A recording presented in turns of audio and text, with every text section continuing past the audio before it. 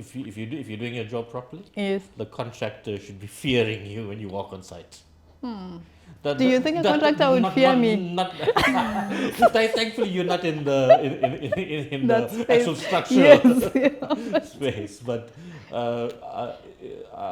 I know of times or anecdotes of where contractors and architects actually came to physical blows Oh. because the contractor wouldn't listen to the architect or the principal agent Yes. Yeah. to make sure that everything was in order. So we need to bring back fist Yeah, fights, and yeah. architects need to train hard. Yeah. That's my takeaway. Thankfully, my previous Rodney, he was a karate instructor, so not a lot of people. The boss, took your advantage. boss, the same person that got into a fist fight with, it wasn't No, him. no, no. Oh, okay, No, no. not So him. we're safe. Rodney was not involved sure. in this one. See, architects, you need to start learning to fight, or anyone who gets involved and becomes a principal agent, so that you're able to fight contractors or anyone really that tries to not follow the law. This is the Property Podcast, and my name is Rose Kenya. Here we talk about property laws, property rights, and property investments. Sometimes, like today, we talk about the built environment in general. Remember to subscribe and leave your comments down below. I wanted to ask one question when I woke up today. In the past, from 2011 until now, we have seen the news. It's about maybe 8, 10 to 12 buildings that have collapsed, buildings. And 4 collapsed this year. Yes. What is the problem? I'm putting you on the spot, I know. No, you are putting me on the spot. But first off, so just a little bit background on myself. Yes. Dean Ramlal, owner of Koromansky Architecture. I've taken it over from Rodney Koromansky, who passed away in 2018. I'm not an architect. I'm a senior architectural technologist. Also a member of CYBID, which Rose, you're a member as well. Yes. We will discuss the different architectural registrations. And disclaimer, I'm not expert, just opinions and things like that. But an educated opinion. Educated opinion. I qualified in 1997, so I've been working in architecture. The principal reason for building collapses, in my opinion, is lack of education amongst the public. The public? Yes, because they, from my experience, it's a lot of the public don't really know what it is built environment professionals do and provide. But that's like a very generalized statement. Specifically, it's to do when, let's call it, in terms of collapse, there is not proper procedures followed. Approval of plans, getting a proper contractor in place. So let's start first. First, most of the reasons for collapse is because of unsafe formwork. Okay. Pouring, because you need to have a engineer or a competent person sign off that the scaffolding is safe. Yes. Whether you're climbing it, using it as shuttering for pouring concrete, that's one of the principal things. You need to have a structural engineer or a competent person, health and safety. Yes. I may be skipping slightly a bit, but let's start first. Geotech report, so you know what the soil conditions are. Yes. You need to get a professional built environment team together. Architect, structural engineer, critical. Land surveyor, not so much. You knew I was going to bring that up. Land surveyor is actually very important because you set up datum points. You set up from where your construction starts. You have to know that in case you build over the boundaries. But not just about that. I want your opinion on this. So when you're building a multi-story building, this is I saw there was one building that we were doing part of in town, and you have the first floor, right?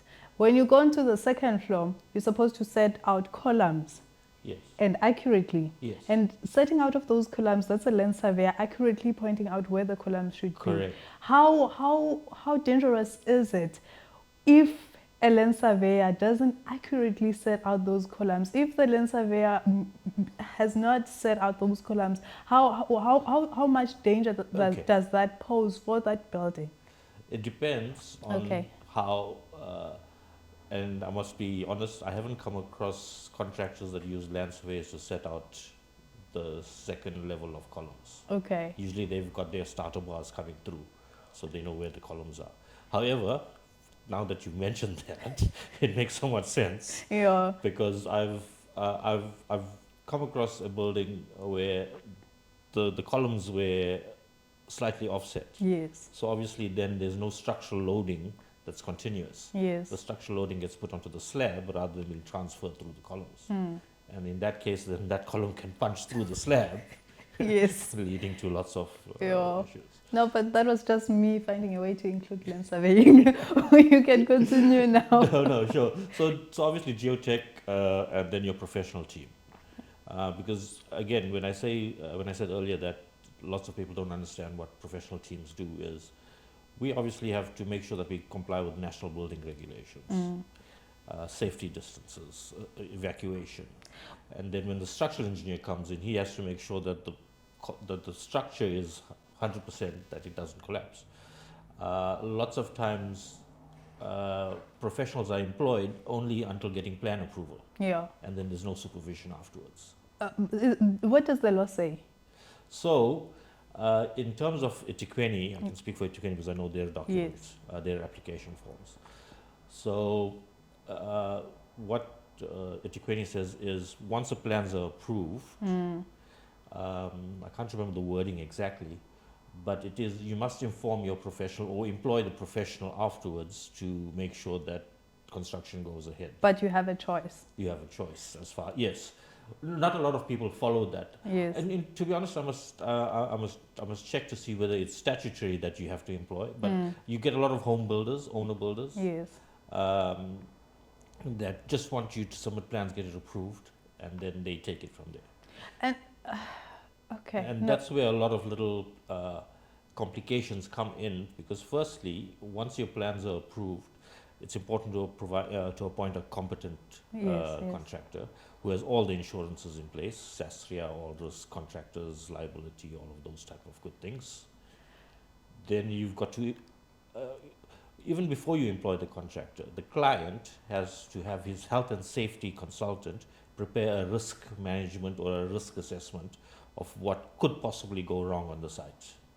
But do you not think if I'm a client, I'm a developer, I Yes. have money, I have a piece of land, I want to develop. Do you not think this is overwhelming? This information that you're sharing right now, I'm wondering if viewers at home are not finding it just overwhelming. Isn't there a way to simplify it, to make it understandable to the person who just has money and a piece of land, doesn't want to understand what health and safety is, doesn't want to understand. They want to have a general idea, of course, Yes. but not to... Look, in terms of simple additions and alterations, that type of work, there's like, I won't say there's leeway. So if in a perfect world, we follow everything. Yes. And the thing is, because we're in a sector that lives can be lost, as you've seen, it's difficult just to say it's to simplify it. I'm sure there is, as the project complexity increases, then the levels of complexity increase as well.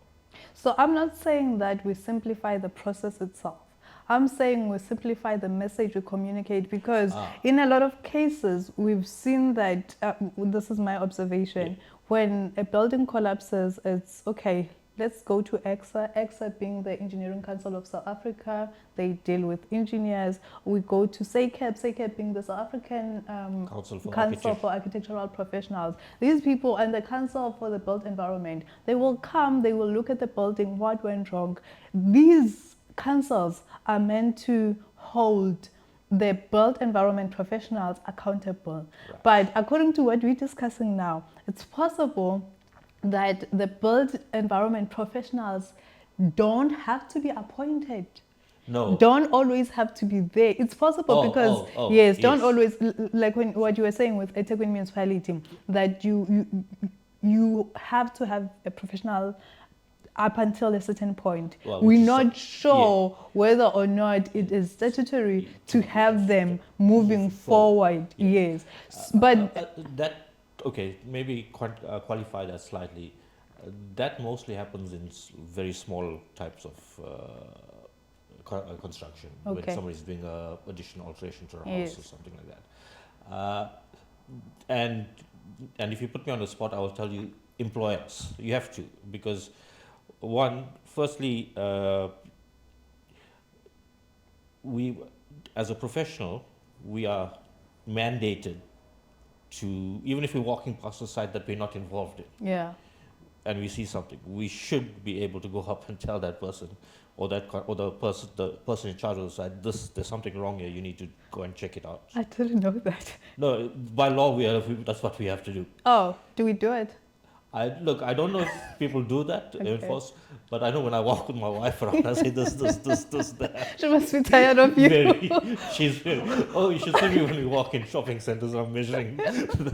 Yeah. But I was asking, where I was going with Yeah. that question was, so what I'm saying is you get all these professional bodies, the regulatory bodies come together and hold the responsible professionals accountable. But you don't hear much being said about the public, the people, the developers, Yeah. but just the people, the general public that participates, that are usually the people that choose to ignore the law and not employ the professionals. Well, perhaps not choose to ignore the law.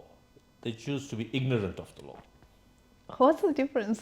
So, if you're ignoring a law, that means you know it. Oh, yes. Okay. You know that there's certain things. Yeah.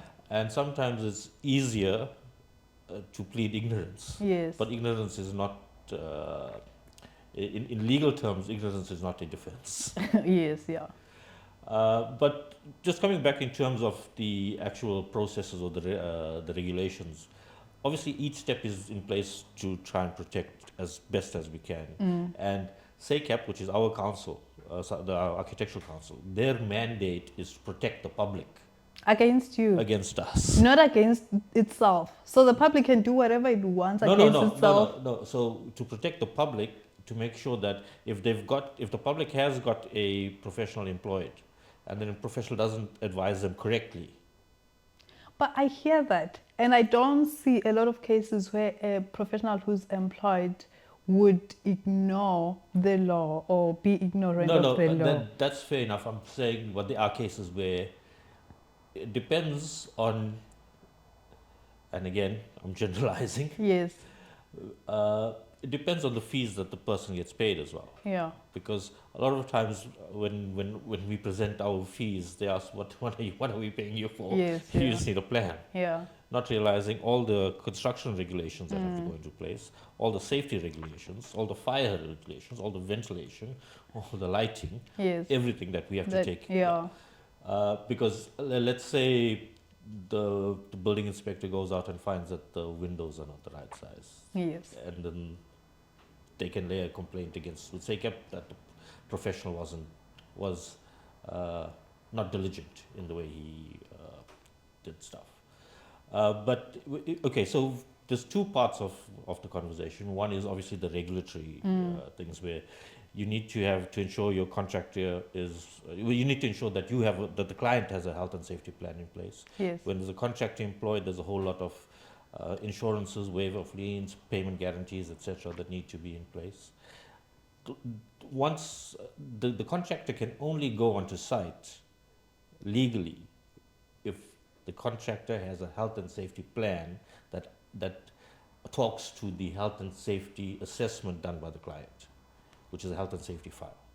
That's the only time. So what I'm saying, and this is my argument or my issue, not argument, is that as an senior architectural technologist, yes, you have SACAP holding you accountable. Yes. An engineer has EXA, yes. so holding them accountable. As a land surveyor, I have South African Geomatics Council holding me accountable. Yes. We all have these council Sure. holding us accountable as professionals. Should we be employed? Yes.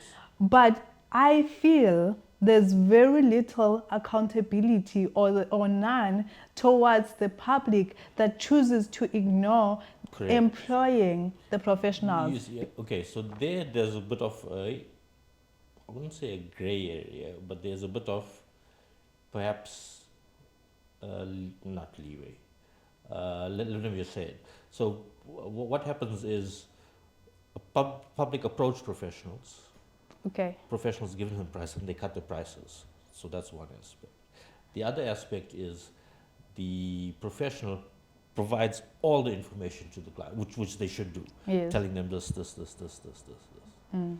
And I think that's sometimes the case where professionals only employed just to get the plans approved. Yes. On larger contracts, and well, especially such as the one as the collapse that recently happened, Yes. from what I can understand from the newspaper articles and things that, and the interviews, etc. One, they had submitted plans, but it wasn't approved. Yes. So they proceeded without The plans. the plans. In my opinion, the architect or the professional involved there should have told them the risks involved, as well as, I don't know if there is a reporting structure. Okay, so I'll help you there. Yes. You know the Tongaat Mall Yes, that collapsed yes. in 2013.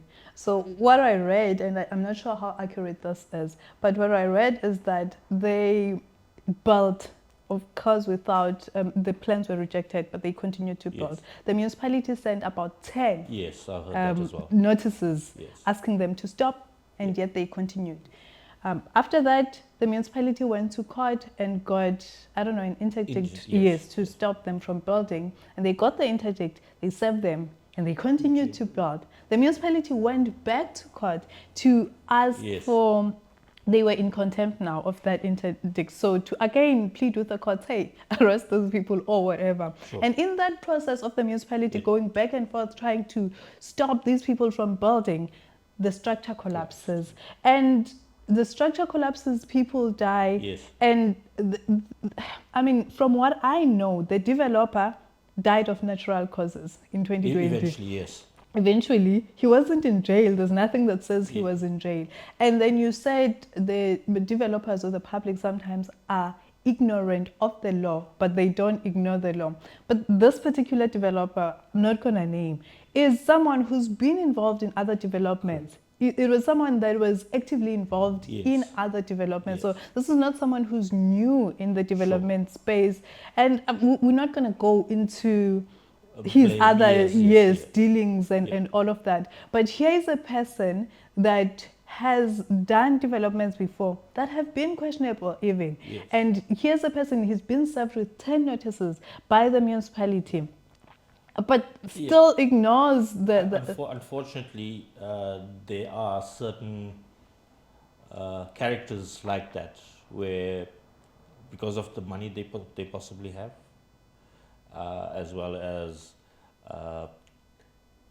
the experience or the things that they have gotten away with previously. yes. So they think that. It's easy to just blanket statement and say that this happened because of this or that happened because of this. Yes, yeah. But essentially, structural failure during construction comes down to supervision. Yes. And that's, again, because that particular person was probably a developer / contractor, and with the experience may have missed that one scaffold post wasn't in place. So that's why, and that's why it's important to have a record of the processes, because what needs to happen is, when scaffolding is put up, there's somebody that signs off to say that the scaffolding is safe for use. But for an example, the CEO of the Council for the Built Environment said, one of the things he said, or the statement he put out, in the statement that he put out, Yes. mentioned that the systematic governance failure within the municipality is the reason, or might be one of the reasons, for this to continue.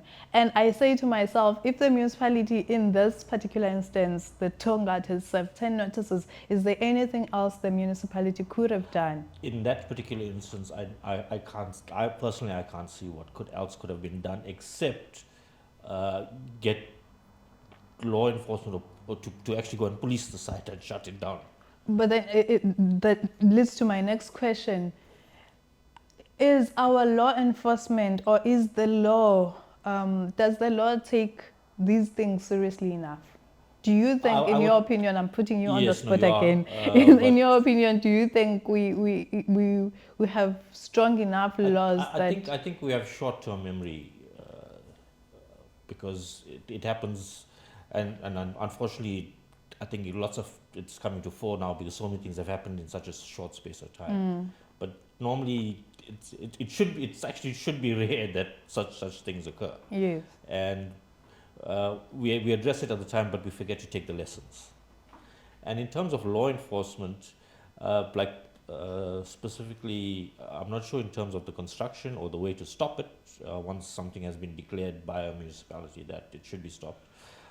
Because I'm not I don't know the court processes or the legal processes that need to be followed. Yes. Yes. But again, SACAP is in a SACAP has a process where if you're not registered to SACAP, and you're practicing architecture, you will be arrested. Not arrested, you will be what's the word? A case will be opened against you Okay. at the police station, Yes. and then it goes to court. Okay. And obviously all those things. So in terms of enforcement, SACAP is doing it to the architectural profession. I'm not sure how it translates during construction and Yes.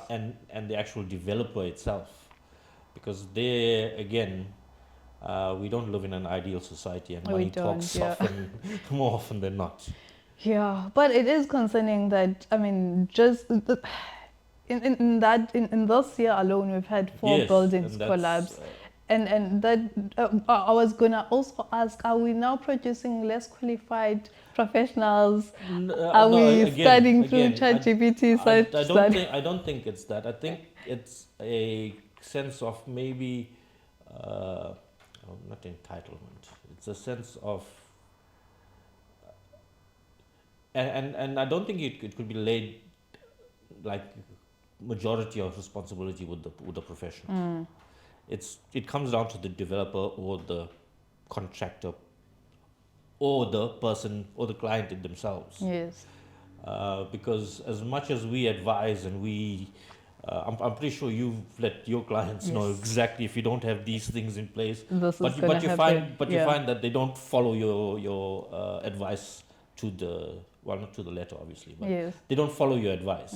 They And take it as a suggestion. they choose what they want to Yes. do, Yeah. because at the end of the day they're trying to probably develop at the lowest cost for the highest return. That's And interesting. yeah, carry on. No, because I'm thinking Devon is probably one of the most difficult. I mean, I don't Okay. know this for sure, but just looking at the soil types we have here, looking at the terrain, Yes. I just know with surveying, just because of the trees, it's very difficult to do a survey. A survey that would take me a day in Joburg might take me 3 Sure. days in Devon, and therefore I have to charge the Devon client Correct. 3 times the Sure. price I would charge in Joburg, Yeah. making the development expensive in Yes. Devon, I would assume. So do you think maybe that has, Devon was just meant for people who are really rich so that the the developers can develop for people who can actually afford to pay the money? I haven't really thought of it in those sense, though you've got the experience of that. Yes. In my mind, the Durban does have a varied topography compared to, and especially when we go from sand, beach sand, Yes. through to clay or whatever it would be. I had actually considered that as a primary deterrent in terms of development, because if you, again, there's pockets of areas where you can go and do what you want, and Yes. there's pockets of areas where you need to. I'm sure that applies to the most of the country. Anyway. Yes, yes. So just to maybe blanket statement it or generalize it, but obviously from your experience, I'm not sure how to fully respond to that, whether that being a driving factor. I do know that it is challenging to develop in Durban. Yes. And that challenging translates to cost. That's Yes, how I correct, say it. correct. Because it's challenging, it translates to cost. And Devon is beautiful. People still want to Ye- develop in Devon, correct. and people still Yeah. want to live in Devon. And some of the challenges, and you may know from our this last year that we've been trying to engage with municipalities Yes. to ensure smoother plan application or approval processes, Yes. which sometimes can be delayed by a year or so. In fact, recently I've been assisting a colleague who submitted the inquiry or the town planning scheme to, the special consent motivation 560 days ago. 565 days. And the special consent is not even a rezoning. A special consent is when you are asking for a special consent to do something in your property. You're not rezoning. I'm not saying that it's less useful, but it's not a rezoning application. And so like maybe after a year and a half, the special consent was sorted out.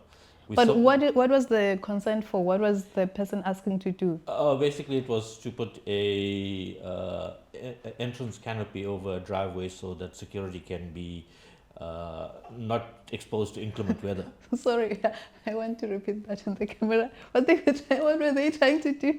But to put an entrance canopy for truck drivers at a security point, so that How big was the canopy? it was probably about 10 meters by say 7 meters. Yeah, about 70 square meters actually. So 10 meters, 10 steps, and then another 7 steps that way. And then that's what they were. Because it opened out onto a road and the property was zoned that whatever you do there, you have to do special consent.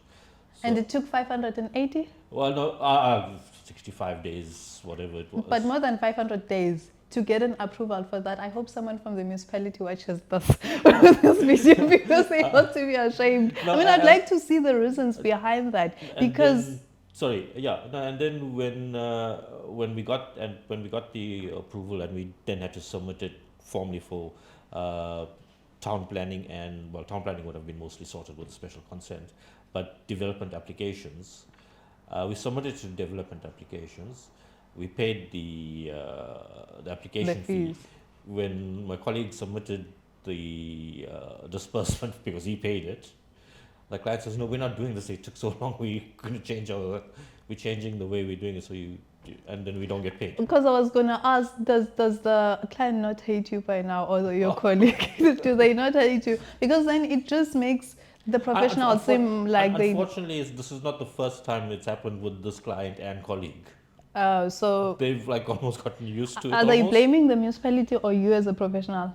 Thankfully, not the professional. Okay, they blaming the municipality, but then again, not outright. Not blame, outright. But yeah. Again, the next time this client wants to develop, how likely are they to follow the proper procedures? Because they've tried to follow the proper procedure, just putting up a shelter, from what I understand. Yes. So. The next time they develop... The nature of the client is that it is a large, that it's imperative for their corporate image that they follow proper stuff. So they would follow the procedures. But it is a deterrent. Because they're not a developer type client. Yes, yeah.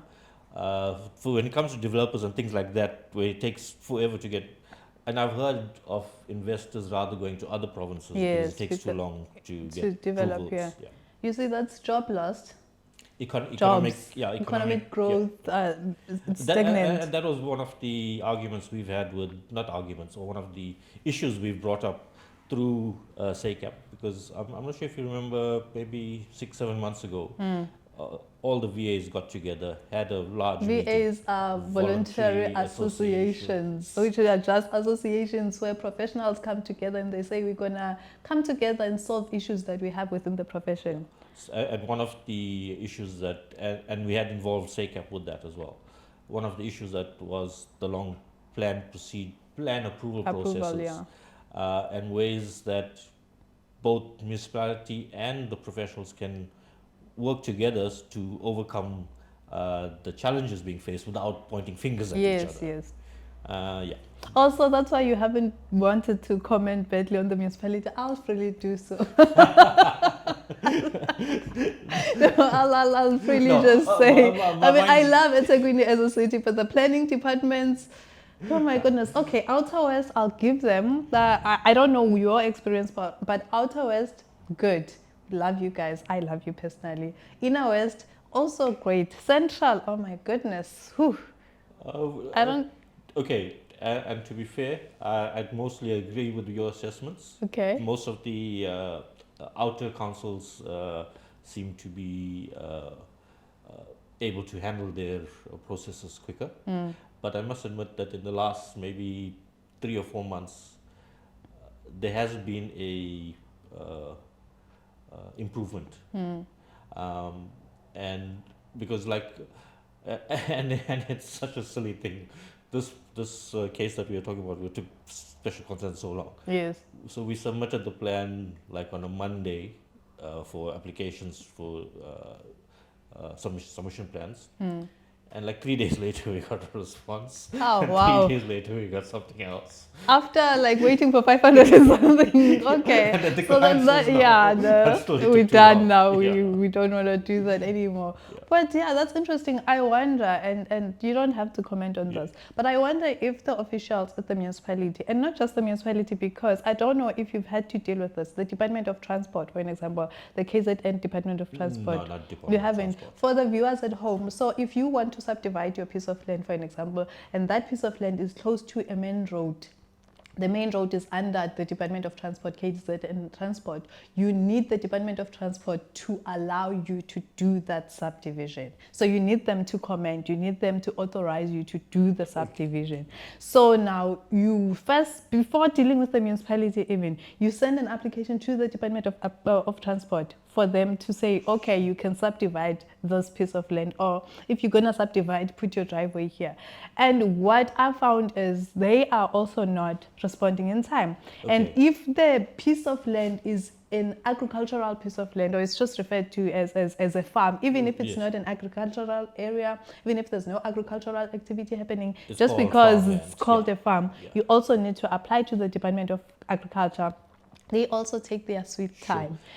And then you go understand. to the municipality. But what I'm getting at is, do you think the officials sitting there, do you think the departments understand their contribution to the economic situation that we find ourselves in as a country? Because without the development, if I want to start a school for sewing, if I want to start a mechanical shop, these applications have to be made, and these professionals sitting in their offices have to approve all these Yes. applications in order for me to even get money from the bank to start this business, and then to employ people, and then get the ball rolling. And apart from all of that, you still have the environmental processes. Yes, so you have you have all of this, but do you think the officials that sit in those departments where they have to approve these applications have an understanding of how their decisions, of how their actions impact? I don't think they have a direct understanding of the process, or not process, sorry, the time that it takes for them to make a decision and how it impacts on because basically, in my opinion, again, it's a job. Yes. Whereas it's a job that's in an office, whereas we almost have to be in an office on site doing a whole lot of other things. Yeah. Yes. And that's their only parameters that they have to consider. Whereas we have to consider their parameters, all these other parameters. So I don't think and again, this is what we also found previously, is where the departments don't talk to each other. So you could have one department that's approved it in like a few days, and then it sits a week in the outbox before it gets delivered to somebody else. So do you think the department that deals with employment, unemployment, what department is that? You're talking about like UIF? Labor, no. The department that would collect the statistics and present them, that should be responsible for creating jobs. Do we have trade and industry? We've got I don't know if it's a department. There is a trade in DTI. Yeah, but that's not directly what I'm talking. But what I was just getting at, do you think they need to Okay, so now get these? There needs to be a conversation I think between that's those definitely. departments, the Not only social that, part of things, and together with the built environment and the more yeah. technical. Just speaking on and touching on what you've just said, is we've been trying to approach the municipality, get in contact with the mayors and city managers, Yes, etc. yes. Eventually, the VAs went to the chief financial officer and explained to the chief financial officer the delays that are leading to poor economic growth. And he's convened a task team or within the. In fact, we were supposed to meet with him just before we closed. Okay, but it didn't happen. So I'm hoping that happens in the new year, early in the new year. But when you explain to the people that manage the city finances, I think that's where you need to start. Obviously, it won't happen with developers or public, but as a professional body or as people involved in the built environment profession, even developers for that matter, because it's actually been driven by industry consultants, Yes. not a professional. But if you target where the money goes and where the money is, I think that's the place to start, and then that needs to start filtering down into the ranks, if I can put it that way. Yes, yeah. Also, it helps having competent people. But do you think it's an issue really of competency or lack of motivation and accountability and complacency? Perhaps complacency. I wouldn't say lack of. Well, I don't know about motivation because uh, those positions are pretty secure. Yes, but I don't know. I don't know if you listen to those podcasts about motivation, self-help, and all of that. But it's not only about the money; it's finding a meaning and purpose Sure, for what sure, you are doing. sure. And I feel like for me, for an example, working at the Surveyor General's office would mean when other surveyors submit their work, I am either rejecting that work or I am approving that work, Sure. which is great, and I get paid at the end of the month. But over time, I feel like, and I'm not speaking for everyone who works at that office, I feel like over time I would forget what that's all for, that it's for a bigger I picture, see. Yes, you know, yes, yes. the role that I'm playing in terms of building something bigger. And so now you just feel So like every day you the just, passion the passion is lacking. yes, the passion is lacking, and you don't, it just seems like something that lacks purpose, and there's no fulfillment, sort of, Yes, because you don't see the results of what you are doing. it's difficult. Uh, I can understand exactly what you're saying because that's how we feel because when when we're doing architecture, it's like passion, and then when we have to go through the system, it Yes. just gets like. Yeah. So I don't know what it is that's led to that malaise, if you can say that. And it might just be bureaucratic red tape because there's so much of accountability that people are afraid we are legislating ourselves into oblivion. Yeah, but again, I'm gonna go back into what I was just talking about now. You know, big companies, all the big companies, Yes. corporate companies, will have events, functions where it's team building. Sure. It's team building. There's Yes, motivated. It's yes, yeah. yes. There's just people are kept excited to an extent. Sure. There's a few things that are done to make sure that people are kept excited and they upgraded.